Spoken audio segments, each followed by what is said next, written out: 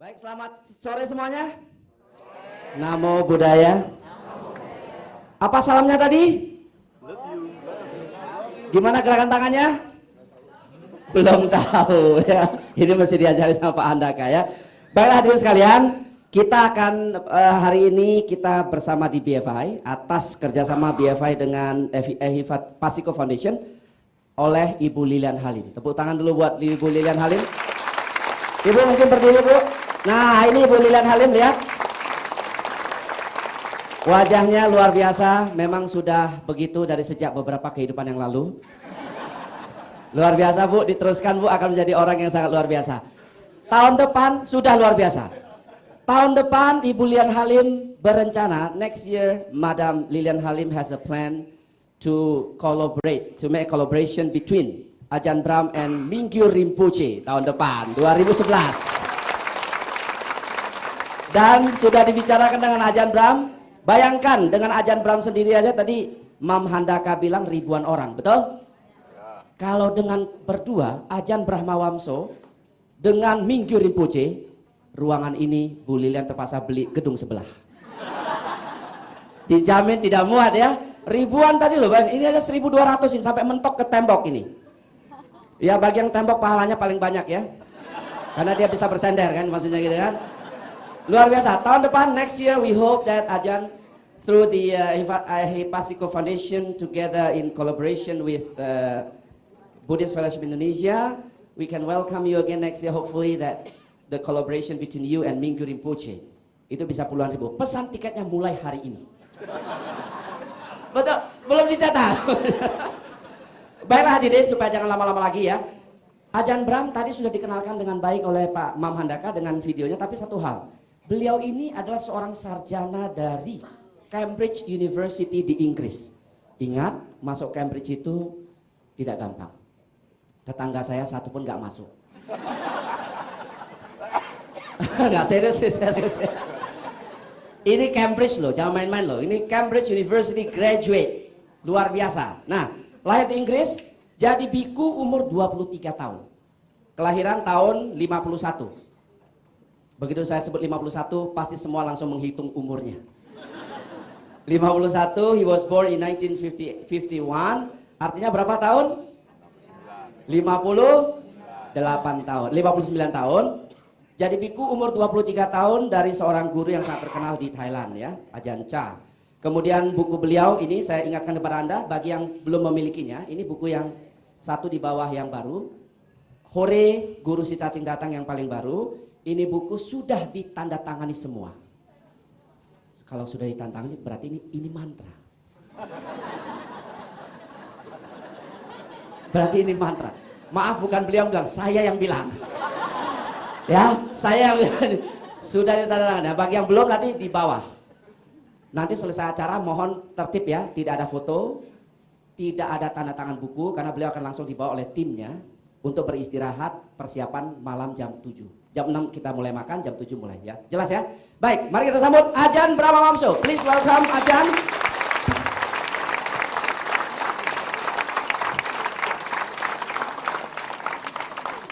Please Ajahn. Ya, please have a seat. Oke, ini Ajahn Brahm. Luar biasa ya. Ibu Lilian gak usah khawatir, kelihatan suara masih padat nih kalau begini, model.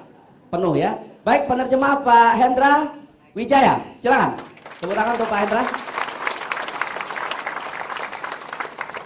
Baiklah saudara, supaya silakan Pak Hendra. Ya, panitia minumnya tolong yang terbaik diberikan di meja. Saudara sekalian, kita akan memberikan kesempatan kepada Ajahn Brahm. Mohon kalau bisa tertib, handphonenya tolong di silent dulu. Handphone di silent dulu supaya nanti jangan berbunyi tiba-tiba. Kemudian akan diterjemahkan langsung. Pertanyaan nanti boleh langsung, boleh tertulis. Kita punya jatah waktu sampai jam 4 sore kira-kira ya. Oke, sekali lagi, please welcome Ajahn Brahm.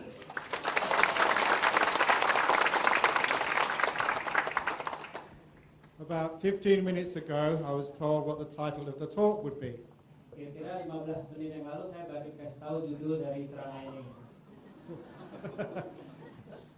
So why bad things happen to good people? That must be the first bad thing which happened to me today. Mengapa hal buruk itu terjadi pada orang baik? Ini mestinya hal buruk pertama yang terjadi terjadi pada saya. That's not really a bad thing. Ya, bukan hal yang buruk sekali ya. Because am I a good person? Karena apa saya orang yang baik? So do bad things happen to me? Apa hal buruk terjadi pada saya? No. Tidak ya. Because bad things, they happen to good people, but they never happen to wise people. Karena hal-hal buruk itu terjadi pada orang yang jahat, orang buruk, tapi tidak pada orang yang bijaksana. Bad things only happen to stupid people. Hal buruk hanya terjadi pada orang-orang bodoh. And I'll tell you a story which would explain what I mean. Ini ada satu kisah untuk menjelaskan apa yang saya maksud. Many years ago, there was a king who loved going hunting. Bertahun-tahun lalu tersebutlah seorang raja yang senang berburu. One day when he was out hunting, he cut his finger. Suatu hari ketika tengah berburu, tidak sengaja jari tangannya terluka. The doctor who was with him on the hunt had a look at it and put a small bandage on. Tabib yang menyertainya melihat luka itu, memeriksa luka itu, lalu memperban luka tersebut. And the king asked the doctor, "How is it?" Dan si tabib bertanya, si raja bertanya kepada tabib, bagaimana luka saya ini? And the doctor said, "Good, bad, who knows?" Dan si tabib menjawab, baik, buruk, siapa sih yang tahu? As soon as they got back to the palace, the king noticed the wound was infected. Sekembalinya ke istana, si raja memperhatikan bahwa lukanya itu sudah menjadi infeksi. The doctor had to put some ointment on it. Si tabib terpaksa memberikan salep pada luka itu. And the king said, "It looks bad." Dan si raja berkata, lukanya kelihatan buruk. And the doctor said, "Good, bad, who knows?" Lalu si tabib menjawab, baik, buruk, siapa sih yang tahu? He was a good king and he got this wound. Dia ini raja yang baik, tapi dia mendapat luka seperti ini. And a few days later, the wound was so bad, the doctor had to amputate it, cut it off. Beberapa hari kemudian luka itu menjadi sedemikian parahnya sehingga terpaksa jari tangan si raja itu diamputasi. And the king was very upset. Dan si raja sangat marah. And he put the doctor in prison. Dan si tabib dijebloskan ke dalam penjara. "That will teach you a lesson," said the king. Rasakan itu, kata si raja. What do you think about that? Coba seperti apa rasanya? And the doctor said, "Being in prison, good, bad, who knows?" Si tabib menjawab, di penjara, baik, buruk, siapa sih yang tahu? And the king thought, "That's crazy, doctor." Si raja berpikiran ini pasti tabib sinting. And a few weeks later, when the wound was healed, the king went out hunting again. Beberapa minggu kemudian ketika luka itu sembuh, si raja kembali berburu. And this time, he got lost in the jungle. Kali ini si raja tersesat di tengah hutan. And he got captured by the forest people. Lalu ditangkap oleh orang-orang primitif di tengah hutan. And they decided to sacrifice him to their god. Mereka memutuskan untuk mengorbankan si raja pada dewa mereka. And they were just about to kill him for sacrifice when they noticed he only had 9 fingers. Ketika si raja hendak dikorbankan, para orang primitif itu baru menyadari bahwa si raja hanya jarinya itu cuma 9. He wasn't perfect enough for their god, so they let him go home. Si raja itu kelihatannya tidak sempurna bagi mereka untuk dijadikan kurban, sehingga akhirnya si raja dilepas. And he realized losing a finger was not bad. It was good. It saved his life. Si raja menyadari bahwa kehilangan jari itu bukan hal yang buruk, tapi hal yang baik karena menyelamatkan hidupnya. So when he went back to the palace, the first thing he did was go to the prison and apologize to the doctor and set him free. Sekembalinya raja ke istana kembali, hal pertama yang dilakukannya adalah melepaskan si tabib dari penjara. Because the doctor saved his life by cutting off 1 finger. Karena si raja berpikiran bahwa si tabib telah menyelamatkan jiwanya dengan memotong atau mengamputasi jari tangannya. And after the king explained what had happened and said sorry and set the doctor free, he said, "It was a bad thing I did putting you in prison." Setelah melepaskan si tabib dari penjara, si raja berkata meminta maaf kepada si tabib karena telah mempenjarakannya. No, no, no, said doctor, "it was a good thing I was in prison." Bukan, kata tabib. Saya di penjara itu suatu hal yang baik. If I wasn't in prison, I'd been out hunting with you. I'd have got captured too. I've got all my fingers. I'd have been sacrificed. Si tabib ngomong, Seandainya dulu kalau jari tangan saya saya ikut raja berburu, saya tentu sudah ditangkap orang primitif itu. Dan karena jari saya 10 dan saya itu sempurna, pasti saya yang mati dikorbankan. So when these things happen to you, why do you always say it's a bad thing which happens? Instead, we should always say, good, bad, who knows?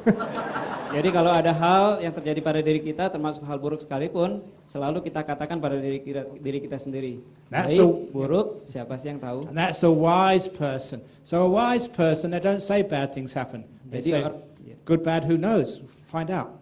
Jadi orang yang bijak selalu berkata, baik, buruk, siapa yang tahu gitu. For a personal example, once when I was young, I thought a very, very, very bad thing happened to me. Waktu saya muda dulu, saya merasa ada hal yang sangat jelek terjadi pada diri saya. I think I was about 20. Nah, mungkin umur saya waktu itu sekitar 20 tahun. I had fallen in love. Waktu itu saya jatuh cinta. And after a few months, my girlfriend dumped me.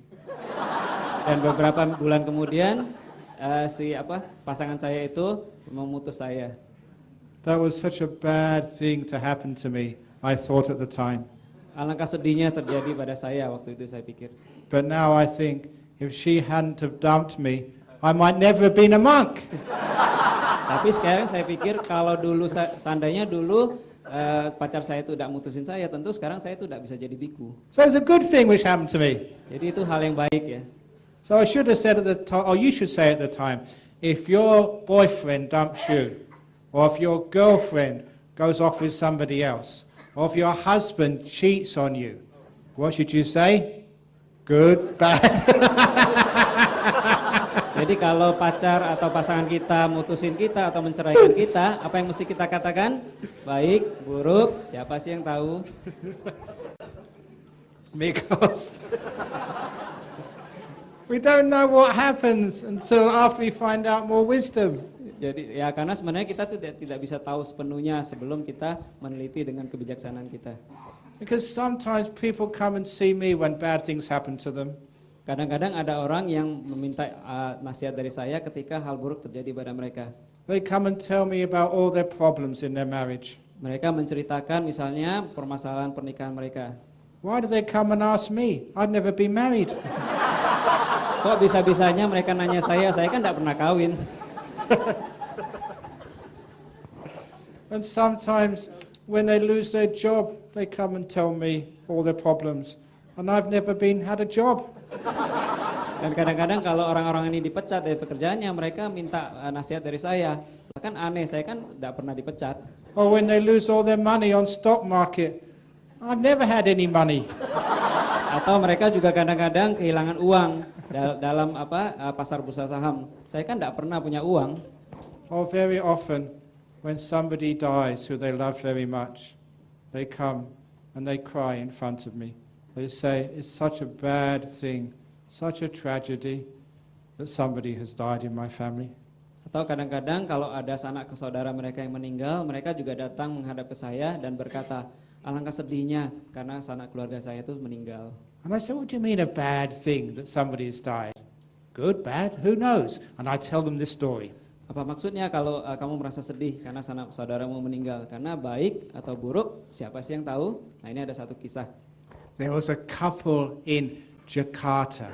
They'd been married 50 years. Di Jakarta ada pasutri, pasangan suami istri yang sudah menikah selama 50 tahun. And then one of them died. Lalu salah seorang dari pasangan suami istri ini meninggal. The other was so heartbroken, they died the next day. Pasangannya juga meninggal keesokan harinya karena begitu sedih. Jadi keesokan harinya dia meninggal. But they were very good people, so they went straight to heaven. Karena semasa hidupnya mereka ini orang baik, mereka tuh langsung ke surga. And when they went to heaven, they were met by an angel who showed them this beautiful mansion, saying, "This is your heavenly reward." Sesampainya di surga, mereka disambut oleh seorang malaikat yang menunjukkan kepada mereka sebuah rumah yang sangat besar, sembari berkata, inilah hadiah bagi kalian berdua. That was such a huge mansion. bigger than Bill Gates' mansion and Sultan of Brunei put together. Rumah itu sangat besar, lebih besar dari rumah Bill Gates, termasuk juga lebih besar daripada rumah Sultan Brunei. But the man said, that's such a big house. I will never be able to afford government tax. Tapi si suami itu penggumam berkata bahwa ini rumah ini sangat besar, saya pasti tidak mampu membayar pajaknya. I'll let you all into a secret.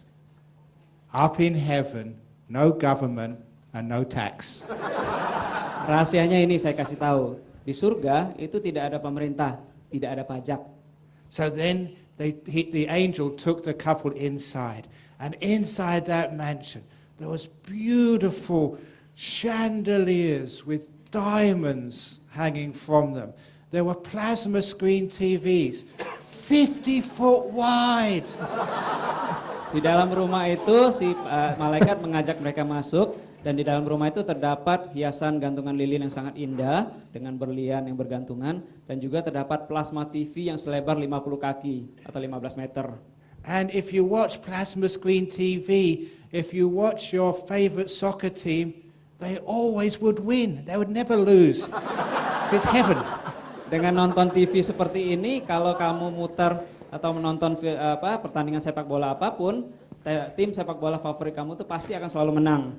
And there was antique furniture from Europe worth a fortune, and the most modern, beautiful furniture from Jakarta. Dan di dalam rumah itu terdapat furniture atau meja kursi antik yang didatangkan dari Eropa, dan juga furniture modern yang diimpor dari Jakarta. Even the toilets were made of solid gold, and the button you pressed was made of a ruby, solid. Benda-benda yang terdapat dalam toilet itu pun terbuat dari emas. Jadi kerannya pun terbuat dari batu rubi. And the husband said, "Oh, this is such expensive furniture. Burglars would love to come in this house. I could never afford insurance premium." Si suami menggumam, wah barang-barang dalam rumah ini sangat mahal. Pasti maling akan sangat senang masuk menggarong rumah ini. Saya tidak akan mampu membayar premi asuransinya. And the angel said, "What are you talking about? There are no burglars up in heaven. You don't need insurance." Si malaikat menjawab, apa maksudmu? Di surga kan tidak ada garong, jadi kamu tuh tidak perlu asuransi. And then he took them down into the garage, a triple garage. Lalu si malaikat mengajak mereka turun untuk melihat garasi, dan di sana terdapat 3 buah garasi. And the first car was a huge SUV 4-wheel drive. Dan mobil pertama adalah mobil SUV 4-wheel drive yang sangat bagus. It could go anywhere, across rivers, up and down mountains. It could even go vertically up waterfall. Mobil 4-wheel drive ini sangat hebat ya, bisa menyeberangi sungai, naik turun gunung, dan malahan juga bisa mendaki air terjun. And the second car was a stretch limousine, so big it had swimming pool inside. Dan mobil kedua adalah mobil sedan limousine yang sangat besar, sehingga saking besarnya di dalamnya pun terdapat kolam renang. And the third car was a Ferrari. Dan mobil ketiga adalah mobil Ferrari. A limited edition, specially souped up Ferrari, faster than any F1 car. Mobil Ferrari ini adalah mobil edisi spesial yang lebih cepat jalannya daripada mobil Formula 1 manapun. Because you know, like men, they like sports cars. Ya kan laki-laki kan senang mobil sport ya. And the angel said, "These are for you." The husband said, "What's the point of having a Ferrari sports car? There's too many traffic jam." Si malaikat berkata, semua mobil Ferrari ini untuk kalian berdua. Lantas si suami menggumam, apa gunanya punya mobil secepat ini kalau di mana-mana tuh macet. Angel said, "In heaven, no traffic jam." And also, angel said, "You can go as fast as you like. You don't have to worry about having an accident because you're already dead." Si malaikat menjawab, apa maksudmu? Di sini di surga tuh tidak ada kemacetan, dan lagian kamu tuh bisa ngebut sesuka hati. Karena kalaupun kamu kecelakaan itu tidak masalah, karena toh kamu kan juga sudah mati. And then the angel opened up the garage doors, and on the opposite side of the road was the most perfect, beautiful, immaculate 18-hole golf course. Lalu ketika pintu garasi itu dibuka, di seberangnya terdapat sebuah lapangan golf yang sangat bagus yang memiliki 18 hole. The angel said, "We knew you loved playing golf before you got sick, so we built this golf course specially for you." Si malaikat berkata bahwa kami tahu bahwa kalian tuh suka sekali main golf. Jadi kami bangunkan lapangan golf ini khusus bagi kalian.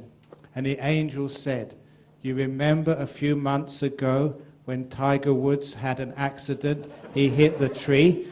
He actually died for a few minutes. He had out-of-body experience, went to heaven, designed the golf course before he went back." Masih ingat berapa bulan yang lalu ketika Tiger Woods itu menabrak pohon? Waktu itu si Tiger Woods sempat mati suri beberapa menit. Dan waktu itu si Tiger Woods muncul di surga ini. Kami memintanya untuk membantu mendesain lapangan golf ini. And he said, "This is heavenly golf course. So once you get the ball on the green, whichever way you putt that ball, it always goes into hole." Dan yang lebih hebat lagi, ini adalah lapangan golf surgawi ya. Jadi bola itu kalau diletakkan dan dipukul ke arah manapun, pasti akan masuk ke lubang.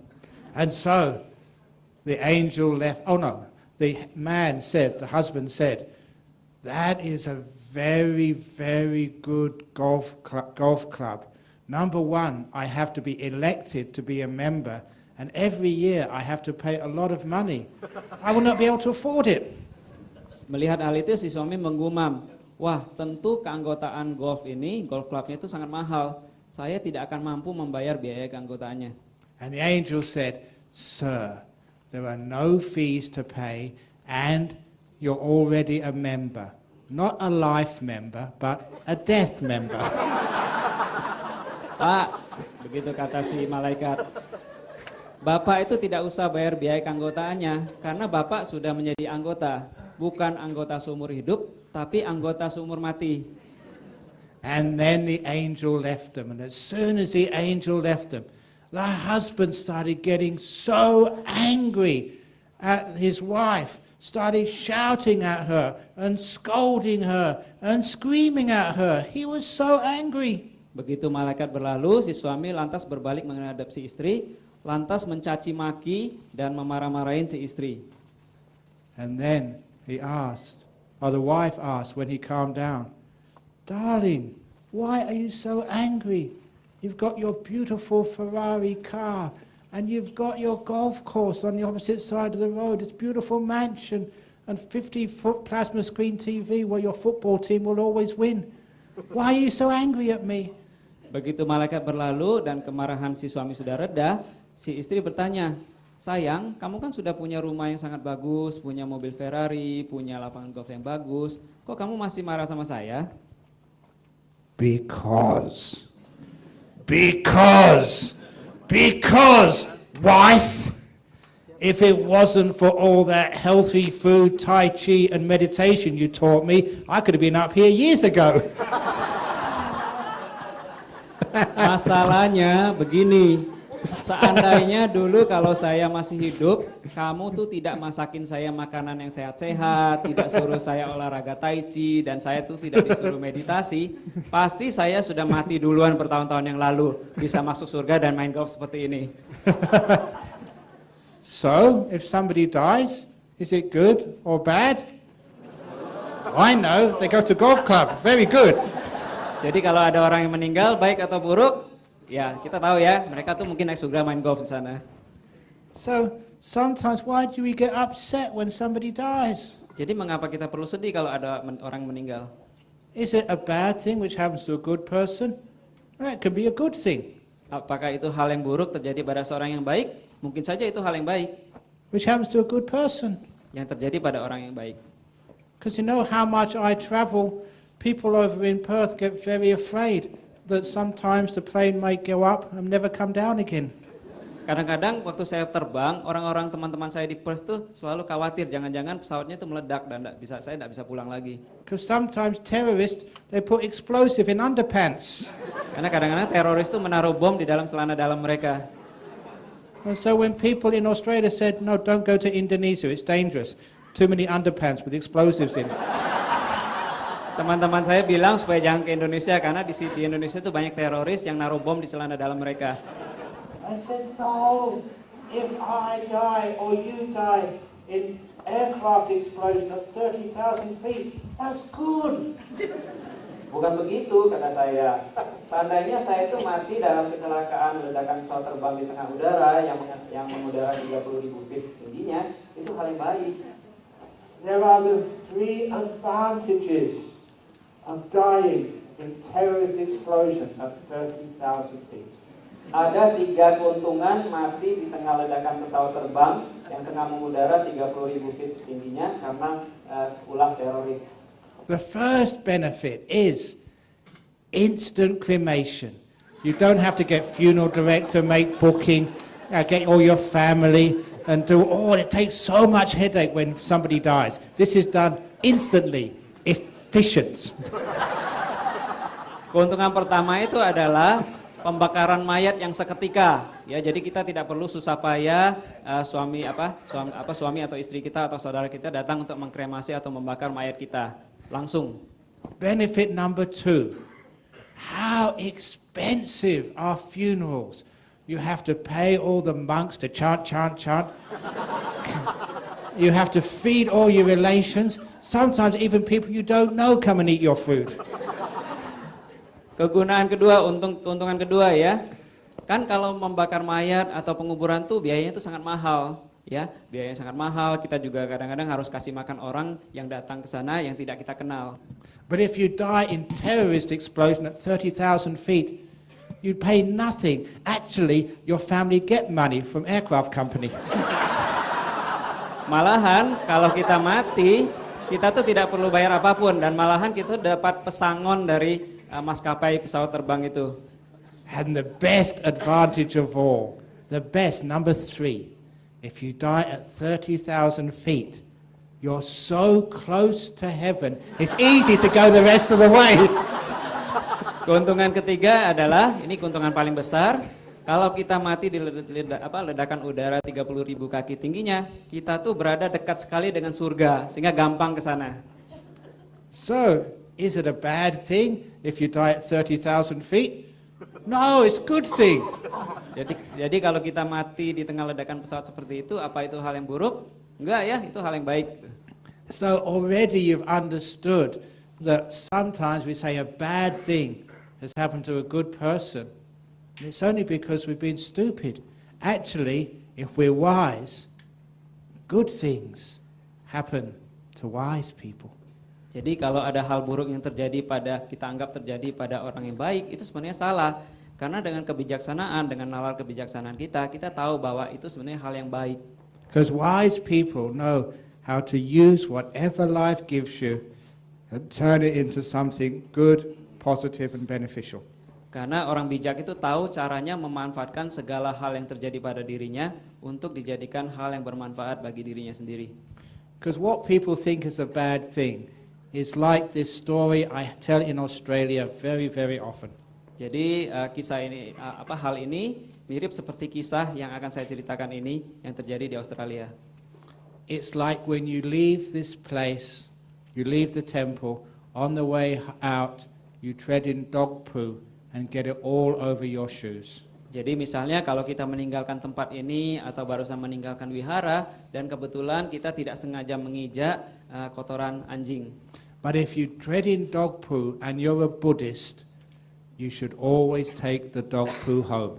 Tapi kalau kita menginjak kotoran anjing dan kita kebetulan umat Buddha, kotoran itu jangan langsung dibersihkan, tapi dibawa pulang dulu. Take it home and scrape it off in your garden under the mango tree. Kotoran itu dibersihkan di bawah pohon mangga di dalam kebun kita. Because 1 year later, your mangoes will taste sweeter and juicier than ever before. Karena setahun kemudian mangga kita akan tumbuh menjadi lebih manis dan lebih ranum lagi. But people forget when they do this, they forget to remember what they're really eating. Tapi orang-orang sering lupa apa yang sebenarnya mereka tengah makan. When they taste that mango 1 year afterwards, they're eating dog poo. Setahun kemudian kalau orang makan mangga itu sebenarnya mereka tuh tengah makan kotoran anjing. Dog poo transformed into juicy sweet mango. Yaitu kotoran anjing yang berubah menjadi mangga yang ranum dan lezat. So that's what we mean. People think dog poo is bad, but it's wonderful fertilizer for mango. Jadi itu maksudnya ya, orang-orang menganggap bahwa kotoran anjing itu buruk, padahal itu bisa menjadi pupuk bagi mangga. Pain, sickness, death, these are all wonderful fertilizers for our compassion and wisdom. Kesedihan, kematian sanak saudara dan sebagainya, ini semuanya adalah pupuk bagi kebijaksanaan dan belas kasih dalam diri kita. That's why it's not a bad thing which happens, it's just an interesting thing. More fertilizer, whoopee. Makanya ini bukan hal yang buruk, tapi pupuk yang lebih banyak lagi bagi hati kita, hidup kita. Because if we understand how to use life, everything can be made use of. Jadi kalau kita tahu caranya memanfaatkan hidup ini, itu segala sesuatu pun bisa dijadikan sebagai pupuk. Every experience we can learn and grow and become wise and find benefit. Dari setiap pengalaman hidup kita bisa belajar untuk menjadi lebih bijaksana lagi. Even when you get cheated at business. Sekalipun kita ditipu dalam bisnis. Even when somebody steals from you. Sekalipun ada orang yang mencuri atau merampok kita. Few years ago, Bante, the abbot, was woken up early one morning. Beberapa tahun lalu, suatu hari, ada seorang kepala wihara yang terjaga di tengah malam. There was a sound in the shrine room, so he went to investigate. Ada kegaduhan di tengah aula altar, sehingga si Bante ini pergi untuk menyelidikinya. When he went into the shrine room, he saw a burglar with a knife trying to open donation box. Ketika sampai di ruangan altar itu, dia mendapati memergoki seorang garong yang tengah mencoba untuk mencongkel kotak dana. And the monk said, "What are you doing?" Dan si kepala wihara berkata, "Kamu sedang ngapain?" The burglar said, "Keep out of the way." Because monks speak, "What are you doing?" Burglars say, "Well, well, well, well." Jadi si garong berkata, "Jauh-jauh sana." Ya, jadi kalau garong tuh berkata dengan kasar, tapi biku itu berkata halus seperti itu tadi. And the monk realized he was robbing donation box with the knife. So the abbot took out the key and said, "Here, open it with this." Akhirnya si kepala wihara menyadari hal tersebut dan memberikan kuncinya kepada si garong. And the burglar said, "Is this some sort of trick?" Si garong berteriak, "Apa ini tipuan?" "No," said the monk. "These are donations made by kind people to help poor people like you. Help yourself." Bukan, kata Bante itu. Kotak dana ini berisi uang yang didanakan oleh orang-orang baik untuk orang-orang miskin seperti kamu itu. Jadi ambillah uangnya. And as the burglar was emptying the donation box, the monk noticed he was very, very thin. Ketika si garong tengah menguras isi kotak dana, si Bante itu memperhatikan bahwa si garong itu badannya sangat kurus. So he asked the burglar, "When was the last time you've eaten anything?" Kapan terakhir kalinya kamu makan ya? Burglar said, "None of your business." Bukan urusanmu, katanya. And the monk said, "In the cupboard above the donation box, there's food left over from yesterday. Help yourself." Di atas kotak dana itu ada lemari yang berisi makanan sisa dari kemarin. Ambillah dan makanlah. So the burglar took all the food and put it in his bag as well. Jadi si garong kemudian mengambil semua makanan itu dan memasukkannya ke dalam kantong yang dibawanya. And as the burglar was leaving, he said to the monk, "And don't call the police or else." Dan jangan coba-coba panggil polisi, awas ya. And the monk said, Why should I call the police? I've given you the money and given you the food. Go in peace and love you.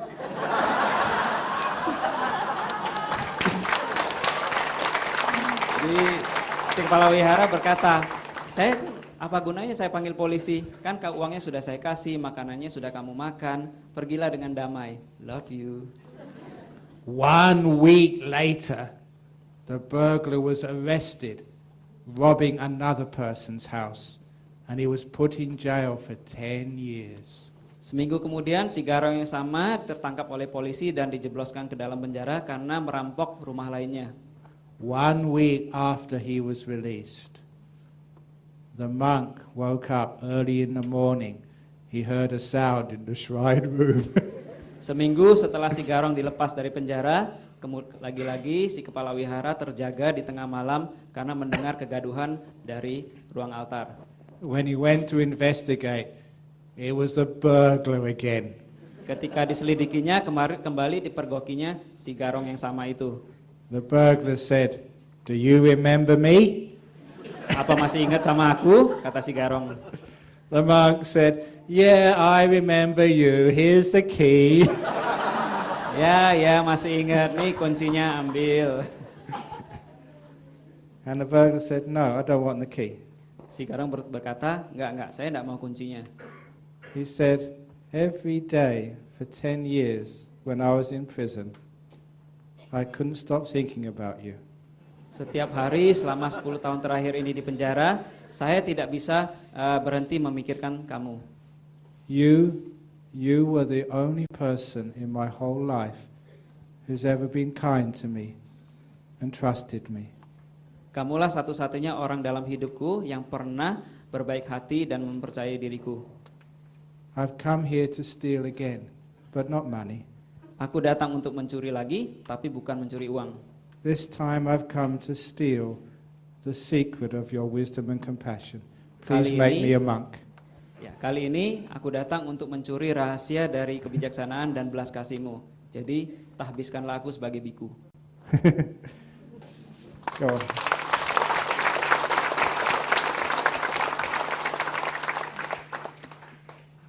So was it a bad thing that monastery got burgled, or a good thing? Jadi waktu wihara itu dirampok, itu hal yang baik atau hal yang buruk?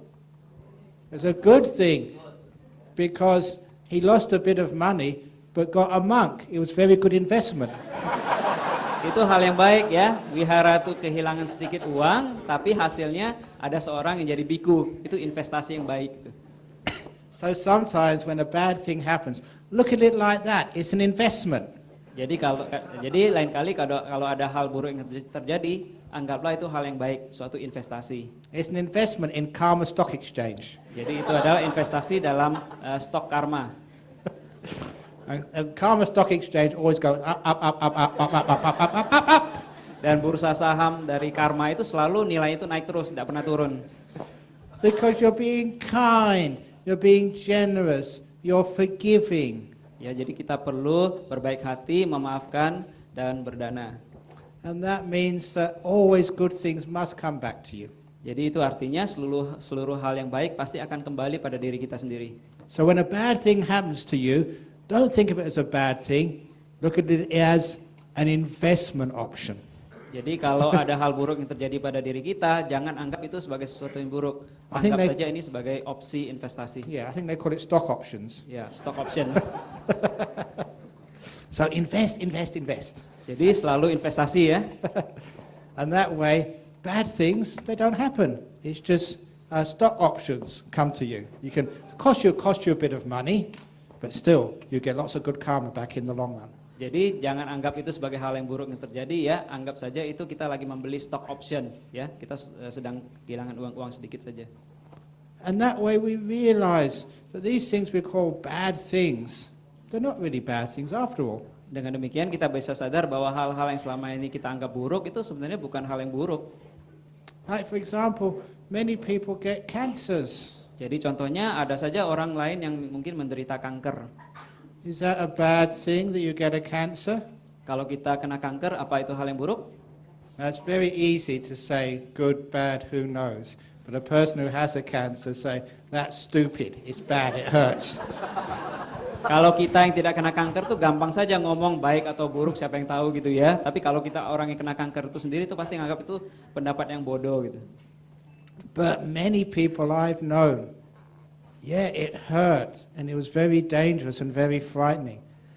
But because of their cancers, they learned how to meditate, they became good Buddhists, even good Christians, good Muslims, good spiritual people. They became good people because it woke them up to what was really important in life. Jadi orang-orang yang saya kenal yang menderita kanker ya memang bagi mereka kanker itu menyakitkan dan sangat menakutkan. Tapi jangan lupa bahwa kanker itu juga yang akhirnya menyadarkan mereka akan arti hidup ini. Kanker juga yang menyadarkan mereka pentingnya untuk bermeditasi dan sebagainya. Sehingga akhirnya mereka bisa menjadi umat Buddha, umat Katolik atau umat Islam lainnya yang lebih baik lagi. Because I was listening to you as you announced me. I'm 59 years of age now. Jadi tadi ada pengumuman dari Pak Ponijan ya bahwa saya tuh umurnya 59 tahun. I heard in Malaysia you retire at 58. Di Malaysia tuh orang pensiun pada umur 58 tahun. In Australia, 65. Di Australia umur pensiun itu 65 tahun. But as a monk, I could never retire. Tapi kalau biku tidak ada yang namanya pensiun.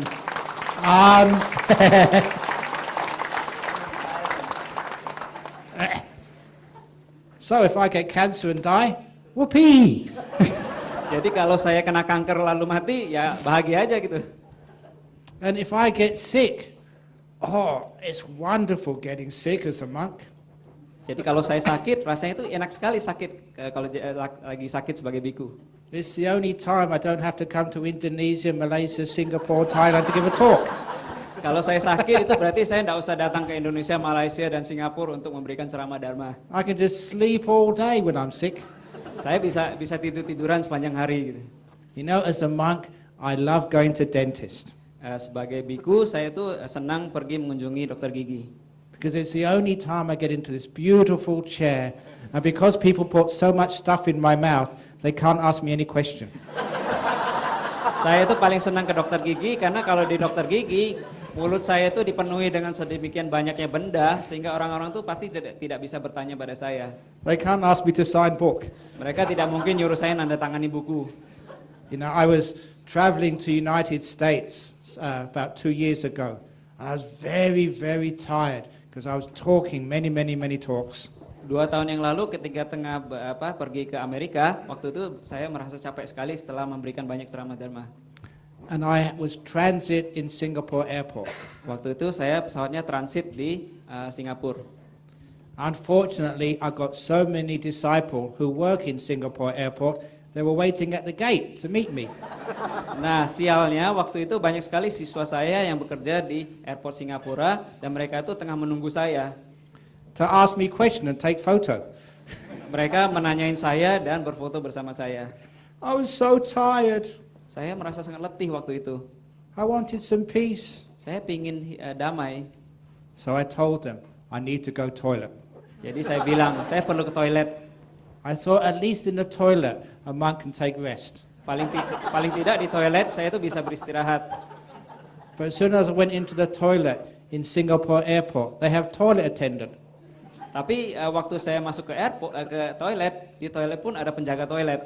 The toilet attendant recognized me. Ajahn Brahm, can I ask a question on meditation?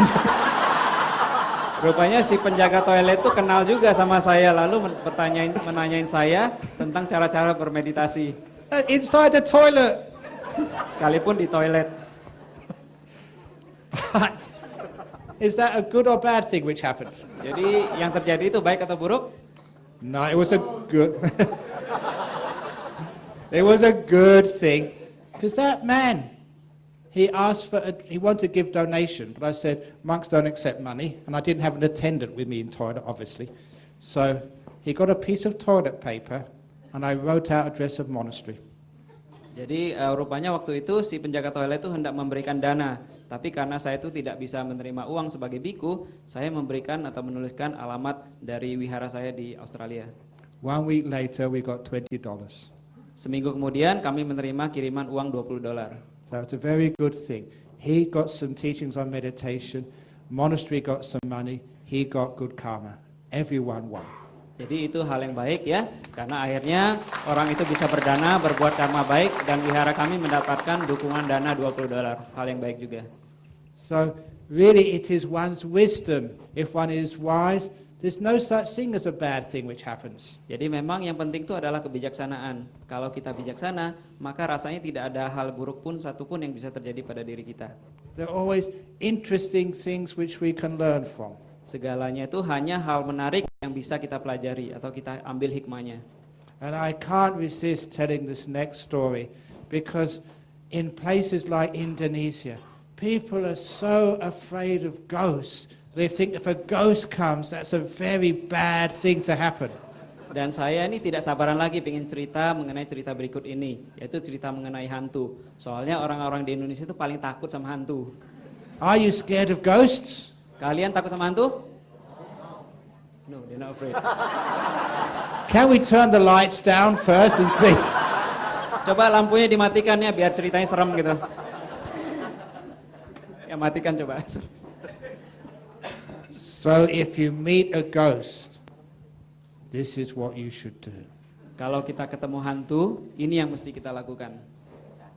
Yeah. No joking, right? Not switch off the light. No, Okay. Yeah. Switch off lights. Can we? Ya, matiin lampunya coba. Ya, We can. real. Oh, the light. We got to think. Can someone turn off the sun as well? Mataharinya juga tolong dimatiin.